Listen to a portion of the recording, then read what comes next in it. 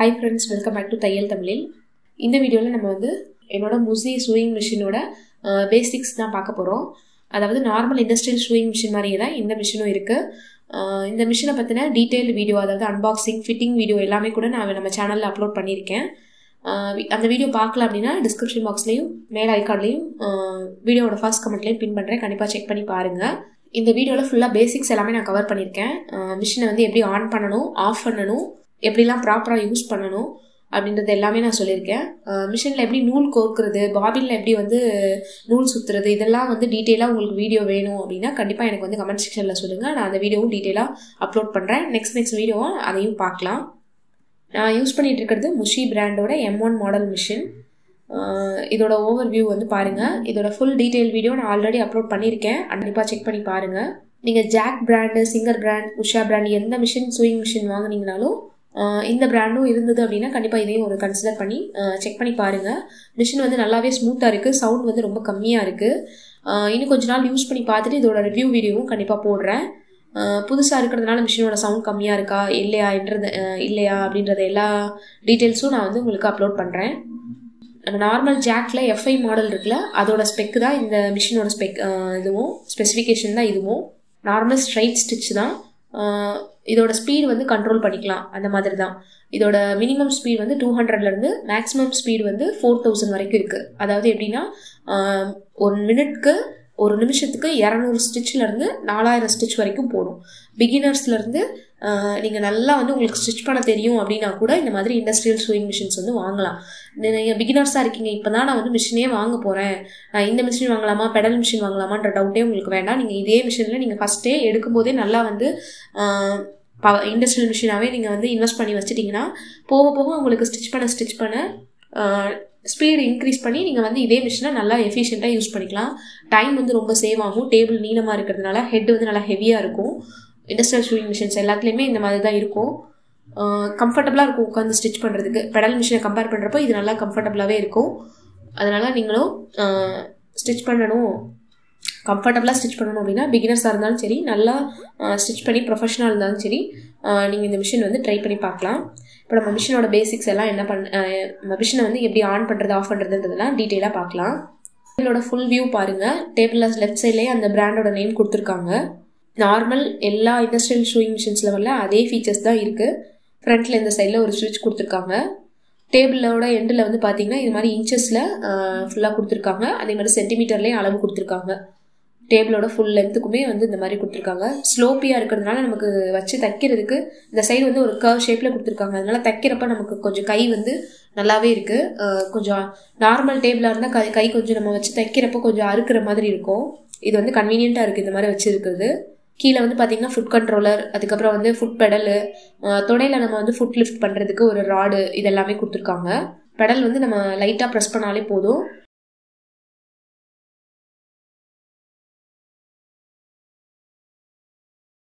இந்த பிளாக் கலரில் இருக்கல இதுதான் நம்ம தொடையிலே லிஃப்ட் பண்ணுறதுக்கு மேலே இருக்க அந்த ஃபுட் பெடலை நம்ம கீழே தொடையில் நம்ம லைட்டாக ப்ரெஸ் பண்ணோம்னாலே மேலே லிஃப்ட் ஆகும். அது ஸ்கிப் பண்ணாமல் பாருங்கள். நான் வீடியோவில் அடுத்து நெக்ஸ்ட் எப்படி யூஸ் பண்ணுறதுன்றது காமிக்கிறேன். இப்போ நான் காமிக்கிறேன்ல இந்த இடம் தான் ஃபுட் கண்ட்ரோலர் அந்த மோட்டர் இருக்கிற இடம். இது மேலே மிஷினோட பின்பகுதியில் கனெக்ட் ஆகிருக்கும். அந்த இடத்தையும் நான் உங்களுக்கு காமிக்கிறேன். இதுலேருந்து ஒரு வயர் வருது இல்லையா, இது மிஷினோட ஹெட் பார்ட்டில் பின்னாடி போய் கனெக்ட் பண்ணியிருப்பாங்க. அடியில் ஒரு ஹோல்ஸ் இருக்குல்ல, அந்த ஹோல் வழியாக மேலே அந்த வயர் போய் கனெக்ட் ஆகிருக்கும்.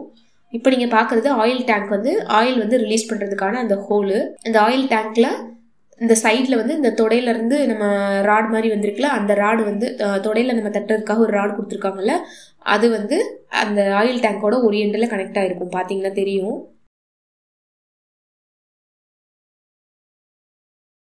இந்த பெடலுமே பார்த்தீங்கன்னா அந்த ஃபுட் பெடல் பார்த்தீங்கன்னா ரொம்ப சென்டரில் இருக்காது. கொஞ்சம் லெஃப்ட் சைடில் தள்ளி தான் வச்சுருப்பாங்க. நம்ம கரெக்டாக மிஷினோட அந்த ஒர்க்கிங் ஏரியாவுக்கு கீழே இருக்கும்.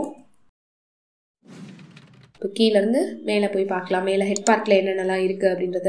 ஹெட் போர்ஷனில் இந்த ஃபுட்டு கொடுத்துருக்காங்க. இந்த ஃபுட்டுக்கிட்டே பார்த்தீங்கன்னா நமக்கு ஃபாஸ்ட்டாக ஸ்டிச் பண்ணுறப்ப கை உள்ளே விட்டுறாமல் இருக்கிறதுக்காக ஒரு சின்ன கம்பி மாதிரி கொடுத்துருக்காங்க. இது நமக்கு ஃபாஸ்ட்டாக தைக்கிறப்ப கை உள்ளே போகாமல் சேஃபாக இருக்கிறதுக்காக கொடுத்துருக்காங்க.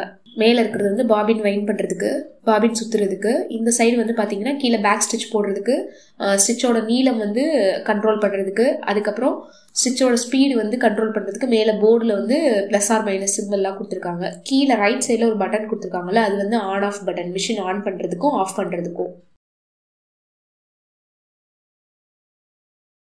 இதுதான் மிஷினோட ஓவர் வியூ ஃபுல்லாக. நான் இப்போ உங்களுக்கு வந்து ஃப்ரண்ட்லேருந்து காமிச்சிருக்கேன். இப்போ இதோட பேக் சைடு என்ன இருக்குது அப்படின்றத வந்து பார்க்கலாம்.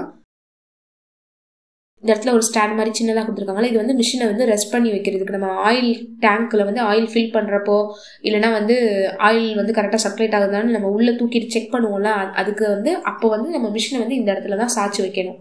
அதுக்கு தான் இப்போ மேலே வந்து த்ரெட்டு போடுறதுக்கு இந்த மாதிரி ஒரு ஸ்டாண்ட் மாதிரி கொடுத்துருக்காங்க. அந்த நூல் ஸ்டாண்ட் வந்து அந்த கார்னரில் கீழே நட்டு போல்ட்டு போட்டு டைட் பண்ணியிருக்காங்க. சைடில் இருக்கிறது இதுதான் வந்து நமக்கு மிஷினோட வீலு. நார்மல் பெடல் மிஷினில் இருக்கிற மாதிரிலாம் இதில் வீல் இருக்காது. இது ஃபாஸ்ட்டாகவும் ரன் ஆகும். நம்ம ஸ்டிச் பண்ணுறப்போ இதில் கை வந்து விட்டுறக்கூடாது. தேவைன்னா மட்டும்தான் இதில் வந்து நம்ம சுற்றணும். இதுக்கு அப்படி கீழே வந்து பார்த்தீங்கன்னா நம்ம மேலே வந்து த்ரெட்டோட ஸ்டாண்ட் இருந்துச்சுல, அதுதான் இந்த இடத்துல நட் போல்ட்டு போட்டு டைட் பண்ணியிருக்காங்க. இப்போ மேலே இருக்கிறது வந்து பாபின் வைண்ட் பண்ணுறதுக்கு ரவுண்டாக அந்த இடம், அது பக்கத்தில் ஒரு பிளேடு கொடுத்துருக்காங்க. இந்த இடத்துல இருக்கிறது அந்த ஆயில் சர்க்குலேட் ஆகிறது தெரியறதுக்காக ஒரு கிளாஸ் மாதிரி கொடுத்துருக்காங்க. இது வந்து பார்த்திங்கன்னா பாபின் சுற்றுறப்போ டைட்டாக வந்து நூல் கரெக்டாக வர்றதுக்காக ஒரு பிளேஸ் கொடுத்துருக்காங்க.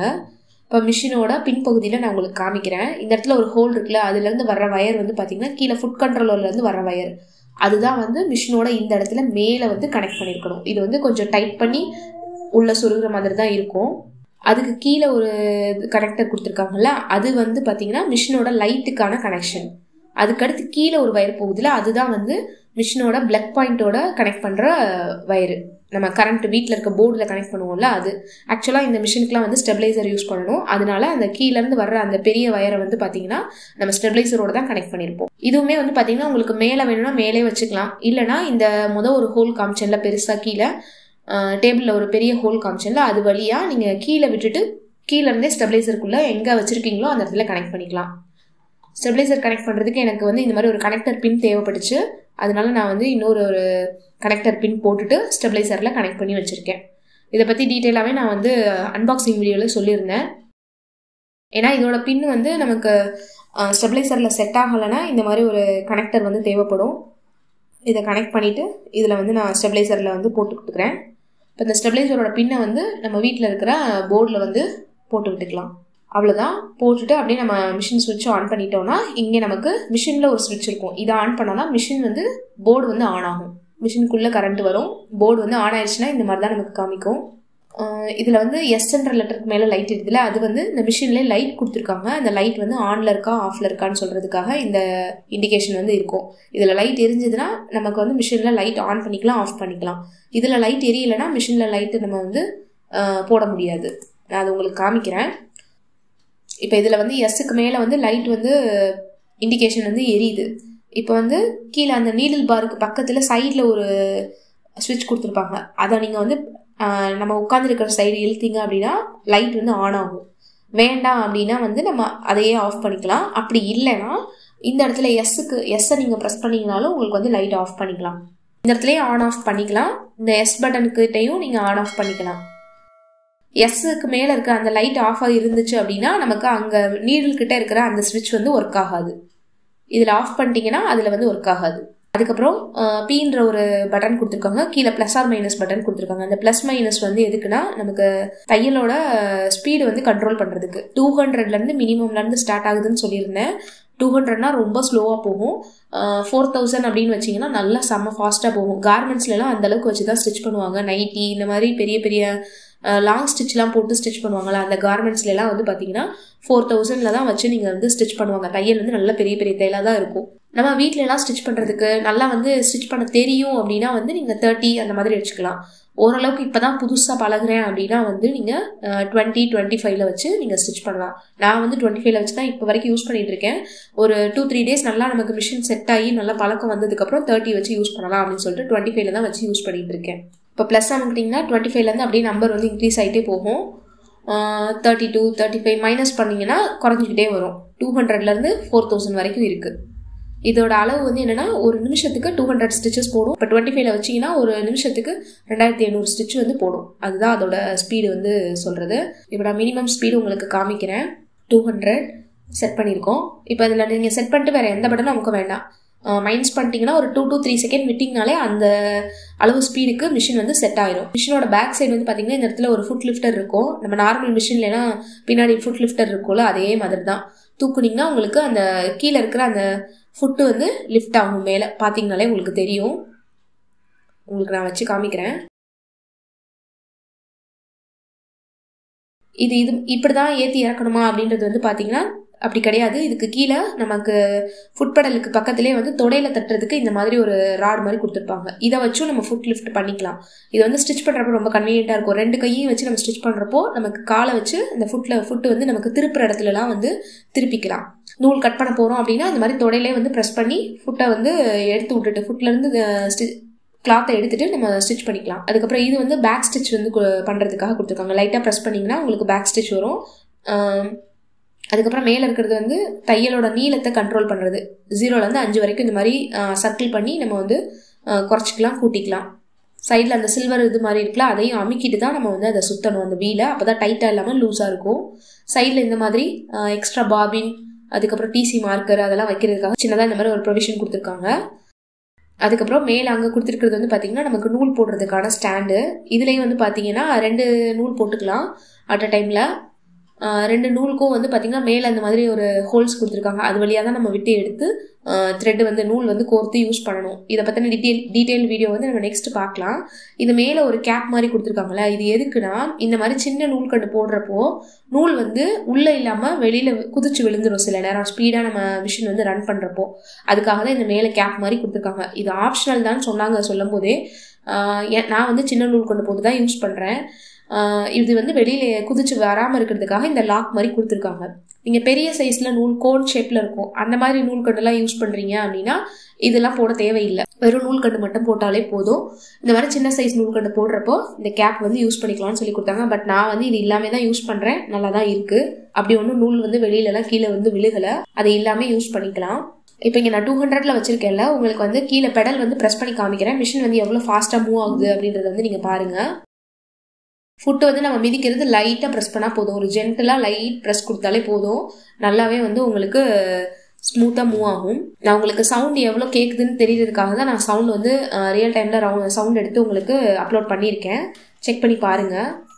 இந்த அளவுக்கு ப்ரெஸ் பண்ணாலே போதும்.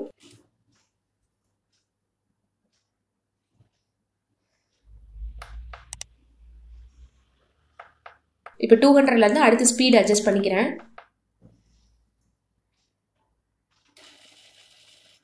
இப்போ 1000 வச்சுருக்கேன்.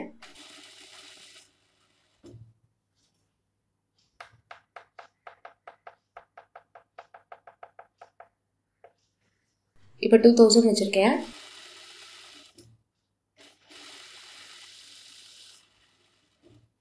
இப்போ குறைக்கணும்னா நீங்கள் மைனஸ் ப்ரெஸ் பண்ணிக்கலாம்.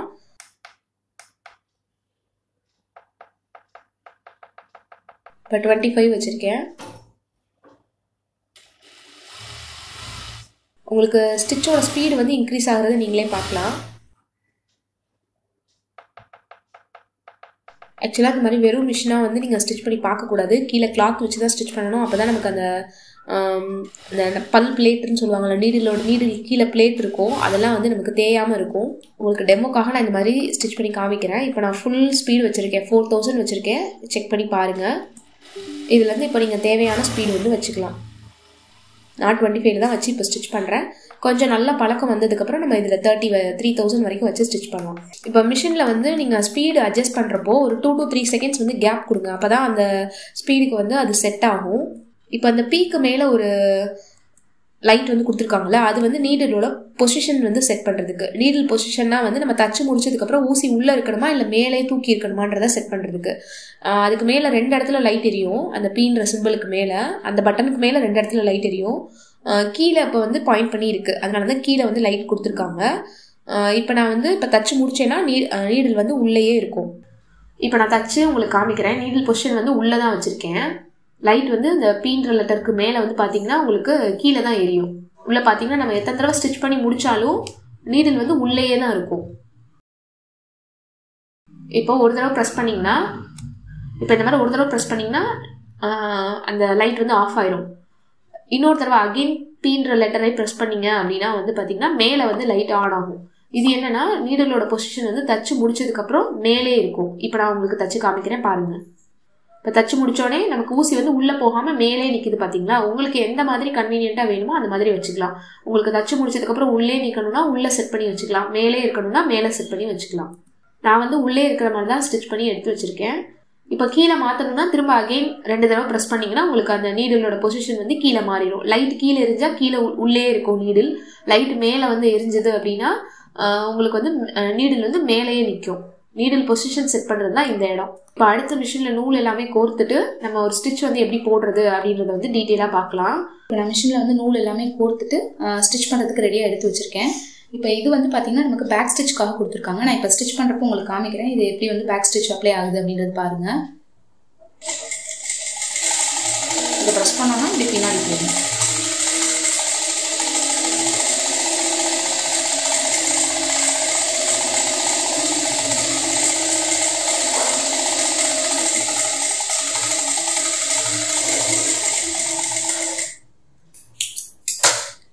உங்களுக்கு தெரியுதா, இது எல்லாமே பேக் ஸ்டிச் போட்டு எடுத்துருக்கோம் நம்ம. இப்போ இது வந்து ஸ்டிச் லென்த் மாற்றுறதுக்கு வந்து நான் சொல்லியிருந்தேன், இதை ப்ரெஸ் பண்ணிவிட்டு இந்த சைடில் ஒரு லீவர் மாதிரி இருக்கும், இதை அமுக்கிட்டு தான் நம்ம வந்து இந்த வீலை வந்து ரொட்டேட் பண்ணணும் அப்படின்னு சொல்லிட்டு. இப்போ நான் வந்து 3 பாயிண்ட்ஸில் வச்சுருக்கேன். இப்போ இந்த அட்ஜஸ்டபிள் லீவர் வந்து பார்க்கலாம். இது வந்து நம்ம பேக் ஸ்டிச்சை லைட்டாக தான் ப்ரெஸ் பண்ணுவோம். ஃபுல்லாக கீழே ப்ரெஸ் பண்ணிங்கன்னா இது டைட்டாக இருக்கும், திரும்ப முடியாது. லைட்டாக அப்படி ப்ரெஸ் பண்ணிட்டு இதையும் ப்ரெஸ் பண்ணிவிட்டு இந்த கையில் இதை அட்ஜஸ்ட் பண்ணிக்கோங்க. இப்போ 3.5 இருக்குல்ல இந்த டாட்டுக்கு நேராக. இப்போ 5 பெரிய லென்த்தில் வந்து நமக்கு ஸ்டிச் வேணும், ஸ்டிச் லென்த் வந்து பெருசாக வேணும், நம்ம லாங் ஸ்டிச் போட போகிறோம் அப்படின்னா 5க்கு நேராக வச்சுக்கோங்க.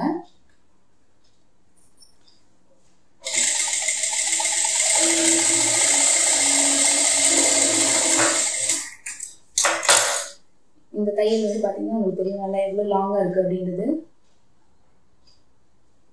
இது வந்து நான் சின்ன ஸ்டிச் வச்சு போட்டது. இது வந்து லாங்காக பெருசாக இருக்கும் இந்த ஸ்டிச்சு.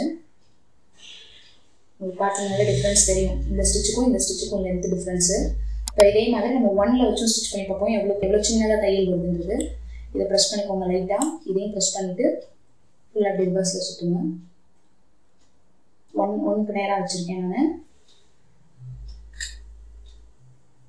ஸ்டிச் லென்த் வந்து 1க்கு நேராக வச்சுருக்கேன். இப்போ இதில் ஸ்டிச் பண்ணி பார்க்கலாம். உங்களுக்கு அந்த ஃபுட் நகர்றது பார்த்தீங்கன்னாலும் தெரியும் எவ்வளோ ஸ்லோவாக மூவ் ஆகுது அப்படின்றது.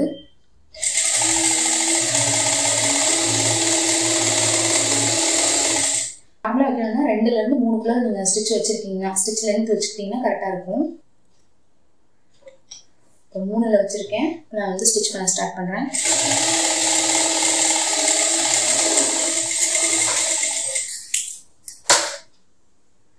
இந்த ஸ்டிச்லாம் பார்த்தீங்கன்னா ரொம்ப பக்கத்தில் இருக்குது, இதெல்லாம் பிரிக்கவே முடியாது இந்த ஸ்டிச்லாம் போட்டோம்னா. இதுக்கப்புறம் இங்கே வந்து போட்டிருக்கிறது எல்லாமே நம்பர் 3ல் வச்சு போட்டிருக்கிறது, இது நம்பர் 5ல் வச்சு போட்டுது, இது பேக் ஸ்டிச் போட்டுது. இந்த இடத்துல ஒரு பட்டன் கொடுத்துருக்காங்கல்ல, இது வந்து எதுக்காகனா ஒரு 3 ஸ்டிச் மட்டும் போட்டு நிப்பாட்டணும். இப்போ கார்னர்ஸ்லாம் திருப்புறப்ப நம்ம கரெக்டாக அந்த கார்னரில் நிப்பாட்டணும் அப்படின்னா அதுக்கு முன்னாடியே ஸ்டாப் பண்ணிவிட்டு இந்த இடத்துல இந்த பட்டனை ப்ரெஸ் பண்ணோம் அப்படின்னா ஒரு 3 ஸ்டிச்சஸ் மட்டும் நமக்கு வந்து போடும். பார்த்தீங்கன்னா உங்களுக்கு தெரியும். நான் லைட்டாக தைக்கிறேன், இந்த இடத்துல நிப்பாட்டினோன்னே இங்கே நிற்கிது. இப்போ இந்த பட்டன் ப்ரெஸ் பண்ணாலே ஒரு 2 ஸ்டிச் மட்டும் உள்ளே வந்து நீடில் வந்து உள்ளே பாயிண்ட் பண்ணிவிட்டு வெளியில் வரும்.